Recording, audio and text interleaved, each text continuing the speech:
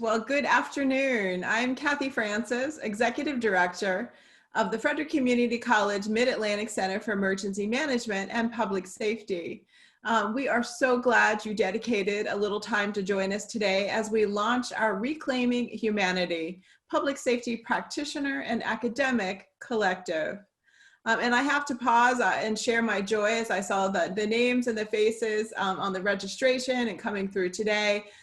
We've worked together for many years and we have some new partners, but we've worked shoulder to shoulder to address some complex problems and to make some meaningful improvements. So I'm so glad that you joined us today to talk in this leadership forum to make sure that we have the best in our academic programming as we educate the next generation within the public safety disciplines. How amazing is it that we can come together in this manner? So a little logistics for you. We are welcoming you to a gracious space to learn in public, to grow in our knowledge about important national challenges and opportunities facing public safety. We anticipate a little over 40 people joining us today. So please introduce yourself in the chat. We'd love to have your name and your title and your agency. So to provide the best opportunity to hear and see our presenters, our microphones have been silenced for our audience and the presentation is being recorded for future use at FCC. At the end of each segment, you will have the opportunity to ask questions in two ways. You can put your question in the chat and you'll notice that at the bottom, or you can also use the raise your hand feature. And we'll be glad to call on you in that manner too. So please know we're going to respect your time, keep it to an hour. And if we don't get to every single question, we'll record them and we will respond back to you later.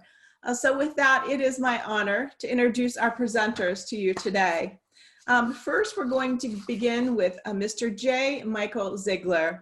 Mr. Zeigler had a lifelong career in emergency services. He started as a U.S. Army medic and then became a Montgomery County firefighter before joining the Maryland State Police. He retired from the Maryland State Police and was then appointed as the Deputy Secretary of the Maryland Department of Public Safety and Correctional Services, from which he recently retired. Mr. Zeigler holds a master's degree in business administration and has instructed, facilitated, and taught for several colleges and universities and the U.S. State Department.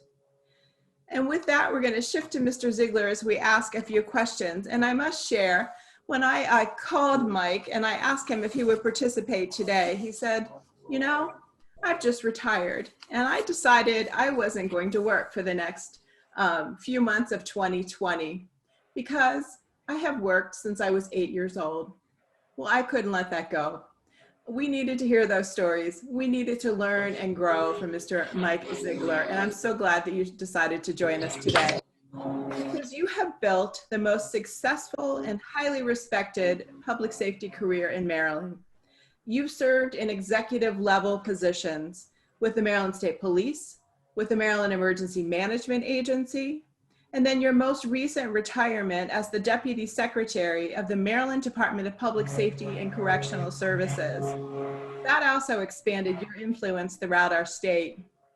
So your career success is most admirable and the result of hard work and perseverance. But you've had adversity and you've overcome that adversity. You've witnessed and you've been the recipient of racial inequities. So would you talk to us a little bit about your experiences and observations of the civil rights movement over the years and the impact that it's had on your career? Okay, yes. And first, before I do that, I'd like to thank you and the college for having the foresight and having this round table and setting this up. I know this is a hard topic to talk about, and when you get into this topic, it really is an extremely hard topic to talk about, but it needs to be talked about, and we need to have these dialogues so that people can understand what's going on. I know the big term that you hear today is systemic racism out there across the country. Everybody's talking about systemic racism, and some people don't even believe that there is systemic racism, but I think there is, and I think it goes both ways, whether it's Caucasian against black racism or black against white racism. It goes both ways in the fields out there. But in order for you to understand my background and a little bit about me, I think I should talk about where I was raised and talk about the things that I experienced growing up and how I was able to overcome some of those obstacles as I grew up through my as a young child in a small town. I was born and raised in Damascus, Montgomery County, northern tip of Montgomery County, which is a pretty progressive area, at least it is now. When I was born and raised there, I was raised in the 60s. And so growing up in Damascus as a young African-American was not easy. It was predominantly a white community, and there were three small pockets of people of color. One was over on Gear Road area, one was Holsby Road where I lived, and the other was over in Browningsville, and very small community. As a young child, we could not go to the Druid Theater, which was a regular theater. It was only the white people were allowed at Druid Theater. There were restaurants in town that we could not sit down and eat. We'd have to go in and get our food and leave those restaurants to go outside. And this was like in the areas of the 60s, 63, 64, and even up to 65 and 66. We were not allowed to join the community pool. And there was a Damascus community pool that opened up in 1965 or 66. And my parents put in an application to become members of the pool, and it was denied with no explanation. And my dad, being the kind of guy he was, he just kind of let it roll off his shoulders and didn't go back after it at all. He just kind of got frustrated with it and said, "The heck with it." But that was an interesting time growing up. Growing up in Damascus at the high school, there was a lot of there was kind of like, you know, there's a lot of separation of the few of us that were there, the few minorities that were in the school. We kind of stayed to ourselves for the most part. Most people did. I did not. I made a point to mix. I was not going to stay by myself. I was not going to be victim of that. So I always went into those areas that were uncomfortable. You know, I'd go in and get amongst all the other people that didn't look like me, and communicate with them. And in the midst of doing that, you get a lot of you have to be ready, and you get a lot of well, at those days you have to be ready, and you got a lot of negative responses. But you kind of just grew thick skin and rolled through those negative responses. And at the age of 16, I think I got smacked in the face, the hardest I've ever been smacked in my face before. And that was when I was 16. I tried to join the Damascus Volunteer Fire Department, all volunteer fire department. And at 16, you couldn't do anything except go up there, and you could train, you could wash the engines, you could help the other firefighters with stuff around the stations. But you couldn't run calls because you couldn't ride the fire trucks, and you could, you know, you got a lot of good training though. And so I attempted to join in a process that normally takes 1 month. You would turn in your application 1 month, the next month you'd go to the meeting, you'd be voted in. And I turned in my application 1 month, went to the meeting, and no one had seen my application. Turned in an application the next month, and I went to the meeting, and they said they hadn't reviewed it yet. And the third time I went to turn the application, and I had a member who was a trusted member of the community. He turned it in and said, "Here's his application, and we're going to review it tonight." And they did, in fact, review it that night. But that didn't end the saga. We went to, I had to get a physical from a local doctor who was there in Damascus, and he did my physical. And now I'm a guy who has played ball in school and done all the things that high school kids do. And he found a murmur, which I was aware of and had been to a cardiologist for. And he said that I could not participate in a volunteer fire department because I had a heart murmur at the time. And so I went back to another cardiologist and went through a whole dichotomy of stuff with them and did a whole bunch of tests. And ultimately, the end result of that was, in fact, that it came back to the doctor and said, "Well, doctor, he can participate in anything. He's a healthy young male, and he should be allowed to participate." So needless to say, about a year later, I did make membership into the fire department, but a lot of people weren't happy about that. There were a lot of racial comments made at some of the meetings, and I would just take those and let them roll down my back, or I would try to educate those people when I got them off to the side by themselves, because when you get them off to themselves, they don't seem to be quite as boisterous, and you could talk to them and say, "Look, man, well, you know, what's the problem here? I mean, I'm a human like you are. I just want to do good things and do well here."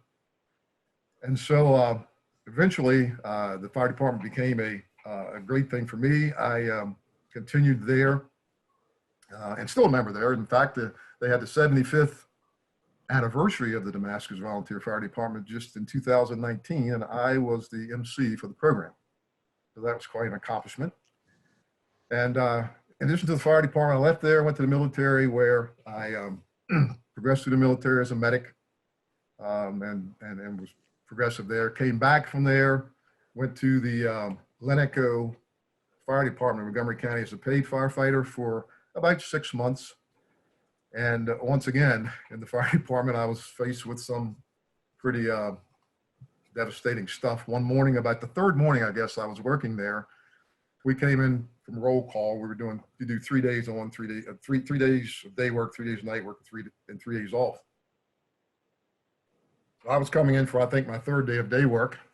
We were at the kitchen table, and someone says, "What did you all run last night?" We were doing a pass of what happened the night before. And one of the leaders, one of the captains, turned around and said, "Well, I had an accident last night, and this used the N-word, made a U-turn in front of a police officer and got broadsided." And then he turned and looked at me and said, "Oh, crap, I'm sorry, I didn't mean to say that." I said, "Yeah, you meant to say it, but let me tell you something." And he and I had a conversation about that there, and then we had another couple private conversations about that, and we moved on from there. And then I spent 6 months there, and I had applied for the state police prior to going to Leneco with the intent of leaving if, in fact, the state police came through, and it did. So 6 months later, I went to the Maryland State Police and became a trooper, where once again, predominantly male, predominantly white group. You faced a lot of stuff there that it was just pretty blatant stuff that occurred from time to time. And I would always address it as best I could with those individuals when they were by themselves, to try to talk to them and explain to them what they're doing to people by doing the things that they were doing and saying the things that they were saying. And certainly, I think it did have some effect, because a lot of those people, they would change their ways as time would go on. And then when I was at the police academy as an instructor in my career, and I had the #2 guy in the agency, and I'll never forget this day as long as I live. I had the #2 guy in the agency who was coming from a gas pump. I was at the gas pump, and he was coming across the headquarters compound. And he and I spoke, and we had just left a event where a fellow trooper of mine, who was a white trooper from Western Maryland, and he and I were like brothers. And he had me sitting at his family table doing this Officer of the Year. He was the Officer of the Year, doing this Officer of the Year event, and they introduced me as his best friend. And this Lieutenant Colonel said to me, he says, he says, "I don't know what to think." And I said, "Well, Colonel, what do you mean you don't know what to think?" And I didn't know what was going to happen, what he was talking about. He says, "I don't know what to think when a hillbilly boy from Western Maryland says one of his best friends is a black guy from Baltimore City." And I looked at him and I said, "Colonel, first of all, I'm not from Baltimore City. And secondly, you probably never will understand." And I just kind of left it at that. But then later, I went over to his office, and he and I had a long talk about diversity and statements like that and how they affect people. And actually, I think this guy actually got it when I finished talking to him. I think he really got it. And so then I continued on through that career, and made major and got through that career, and advanced on, retired from there, went to the Maryland Emergency Management Agency, where it was headed by a guy who was a very progressive guy. And you talk about a nice agency to work at. I never experienced any type of bigotry there whatsoever. I never experienced any type of bias whatsoever. And it was really a great place to work because of the leaders that were there at the time. And one of the leaders is now in charge of the police, but they were great people to work with, great people to work for there, and they kept it pretty in lockstep. But some of the things that I think helped me get through all of the diversity and helped me get by it was just being able to make people aware of it, aware of what they're doing with the things that they did. And back then, coming up, it was more blatant bias. More so than implicit bias. And the difference is, the blatant bias in my mind is that they know what they're doing when they do it. But implicit bias is unconscious bias that people have. And I think everybody has some of that unconscious bias. And that unconscious bias is where you don't go out of your comfort zone because something's different. And that's what I mean by that. You stay in that comfort zone that you're in, and it's kind of human nature. I think that people, you know, if you see a group of people, and let's all think about this in our minds, if you see a group of people standing in a place, and you see a whole group of black people stand over here and a group of white folks stand over here, you have a tendency to go to the people that are more like you. That's just kind of an unconscious bias that happens within people. But I always made the point to try to go the other way because I knew that that unconscious bias was there. And I felt that early on in life and felt like people need to be exposed to other people, to other ideas, to other concepts. So that's just how I feel about the unconscious bias and the implicit bias stuff. And you got to get out of that comfort zone. You can't stay comfortable. And as I progressed as a deputy secretary and I got into higher positions, I didn't get to experience as much of that because people didn't come to me with that unless it was from a lower level explaining to me that they had experienced it. And then I did what I could to educate them on the things that had happened and how they in fact could make it better by talking to those people and trying to talk to them and make them understand where they were coming from and make them understand what their situation was and how that made them feel. I think I learned an awful lot of lessons from my father about that. He was a real mentor to me with things like that. He always taught me these 10 two-letter words. He said, keep those in your mind all the time. And I'll tell you what those are later on before we finish this thing. But he always he harped on those 10 two-letter words. Just remember those, live by them, you'll do well. He also impressed upon me that you're no better than anybody else and no one else is better than you. And I think that has carried me a long way because I always look at people and try to put myself in their shoes and treat people like they should be treated and with respect in any situation. But the one thing I did learn from being a young African-American male in a community predominantly white is you got to stay on top of your game. You got to come out swinging because, you know, performance, most of the time I've found performance is pretty colorblind.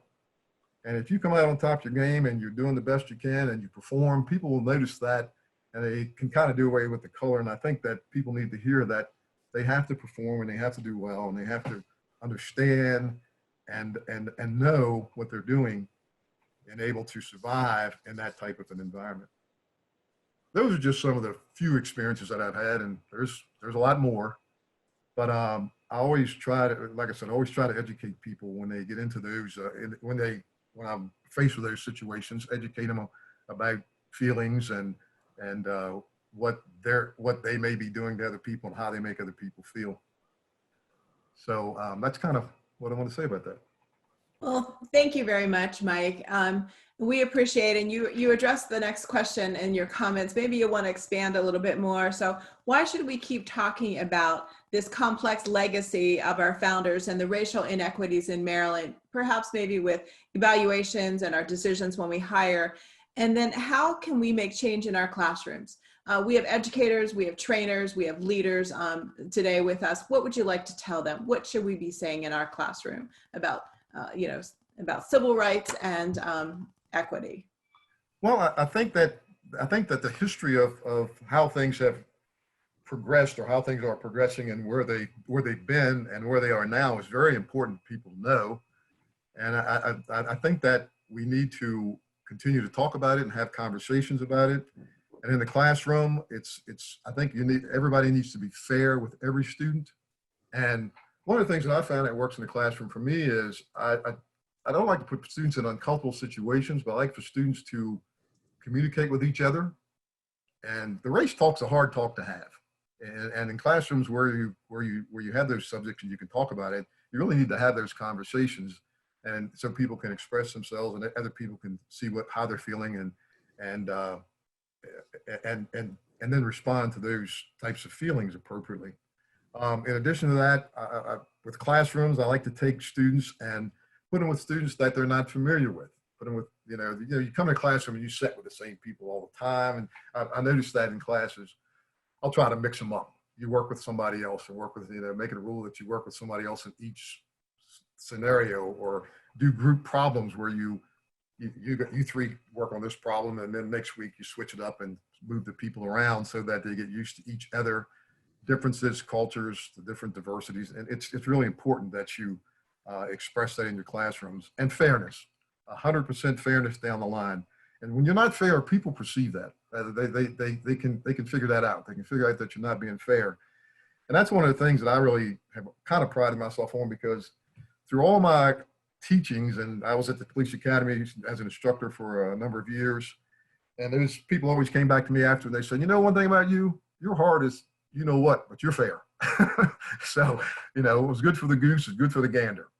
So that's what that's the one thing I'd like to say about classrooms is, and we can't forget about the past, and you don't want to forget about it. You want to keep people aware of it and what happened and how things have progressed, and talk about where we need to go from here. I think that's just as important, to project and explain to people that we need to go forward from here, and how we need to go forward, and some of the things that we need to, some of the places we need to get to, get a goal there.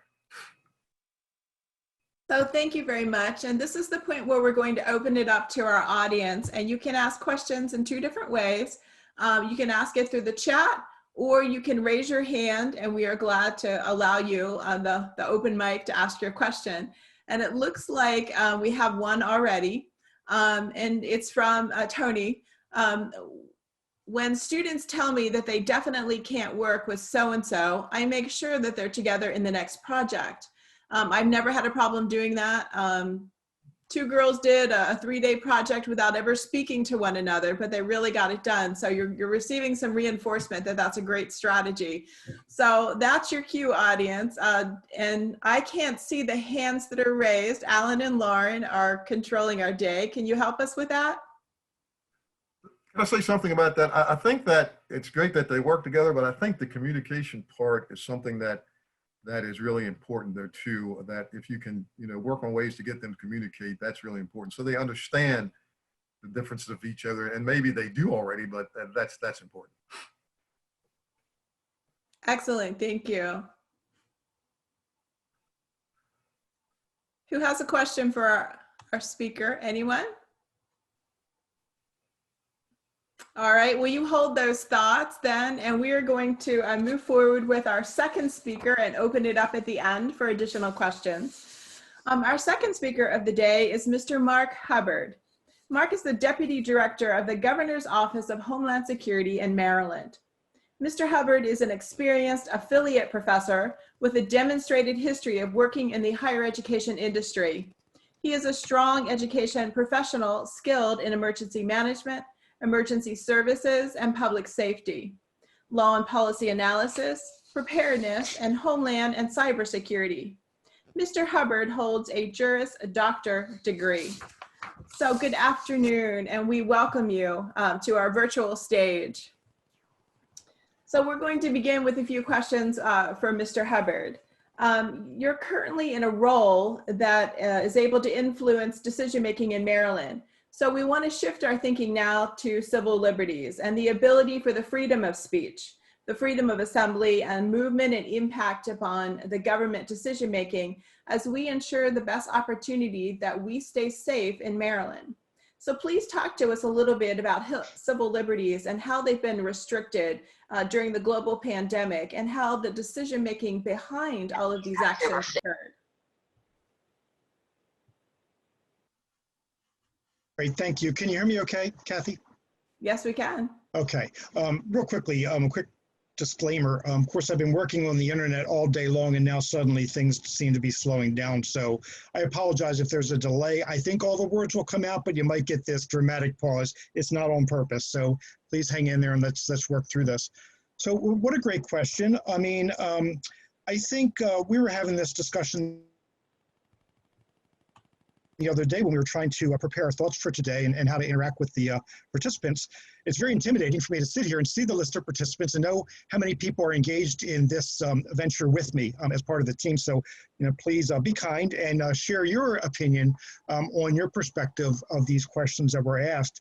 And the first is something I get a lot from, as Kathy said, I teach in a lot of different places, and it gives me the great opportunity to see and compare and contrast perspectives of students and you know, what age group they are at. And a lot of people came to me and said, I'm really surprised that the governor or the government has the power that they have to have this sort of a reaction, this response to the pandemic. And I think people took for granted, maybe they had heard of things like emergency executive orders and declarations of emergency, but I'm not sure they would ever expect to see it enacted or understand just how pervasive it can be and how restrictive and how dangerous it can be if misapplied and the economic interruption.